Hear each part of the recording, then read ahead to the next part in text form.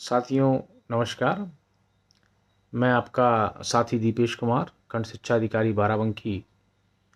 आज आप लोगों के बीच उपस्थित हुआ हूँ यूपी पीसीएस 2024 प्री परीक्षा के संबंध में आप कुछ अपने अनुभवों से सलाह देने हेतु मैं ये बताना चाहूँगा कि प्री निकालने के अंतिम समय की स्ट्रेटजी क्या हो सकती है, जबकि आपके पास अब 35 डेज़ का समय बचा है।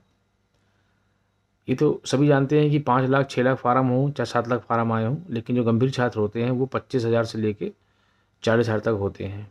इनमें ही कंपटीशन होता है और यही लोग बाद में फिर मेंस देते हैं और फिर इंटरव्यू देके पद प्राप्त करते हैं।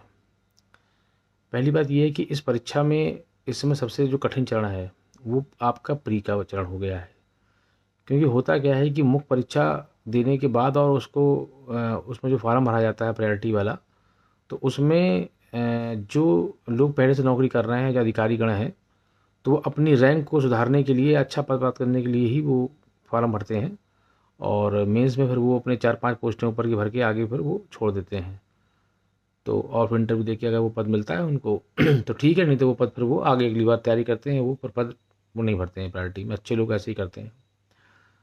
तो इसमें होता ये है कि आप पहले प्री पास करने में, प्री में कोई इस प्रकार का कोई भी क्राइटेरिया नहीं है। इसमें सभी लोग प्री में बैठते हैं और एग्ज़ाम पास करना चाहते हैं। तो सबसे कठिन चुनौती प्री को पास करना है। पिछले कुछ समय से जो परीक्षा का पैटर्न बदला है वो बहुत तेज़ी से बदला है और उसमें फैक्चुअल भी पूछ रहे हैं और साथ साथ कथन कारण के प्रश्न 3-4 लाइनों के प्रश्न पूछे जा रहे हैं। तो अभी अंतिम समय में जो रणनीति यही रहेगी कि आप अब लास्ट 35 डेज़ में घटना चक्र के जो PYQ हैं उसको लगा लीजिए, जितना आप आए आप पिछले 10 साल के, 15 साल के, 20 साल के, जितनी आपकी क्षमता है, सामर्थ्य है। जो आपका अभी जो है आँख वाली दृष्टि आएगी, घटना चक्र वालों का ही ये प्रकाशन है, वो पढ़ लीजिए अच्छी तरह से 1-2 बार, 3 बार, 4 बार। और घटना सार भी अगर मिल जाए उसको पढ़ लीजिए। बाकी जो है इसमें मेनली आप पढ़ लेंगे तो आपको जो है घटना जो है करंट से आपके क्वेश्चन अगर 25 सही हो जाए और बाकी सब सेक्शन से 10-10 क्वेश्चन सही हो जाए, 15-15, तो आप 80 से 100 के बीच में पहुंच जाएंगे। जबकि आप अगर समान कैंडिडेट हैं तो आपको 90+ का टारगेट रखना चाहिए और यदि आप SC हैं या महिला कैंडिडेट हैं तो 80+ होना चाहिए।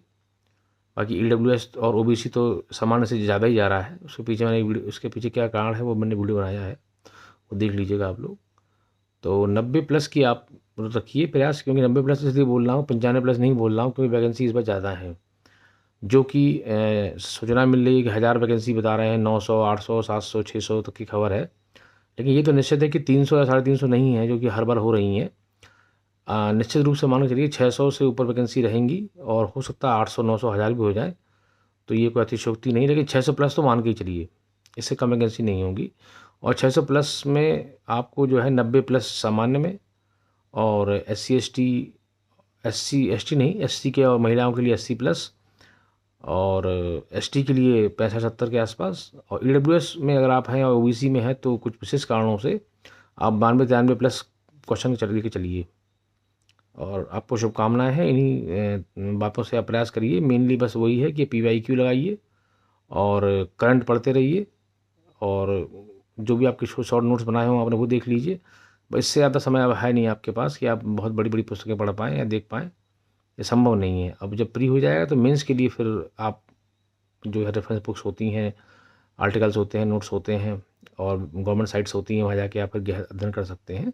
उसके लिए बाद में बात की जाएगी।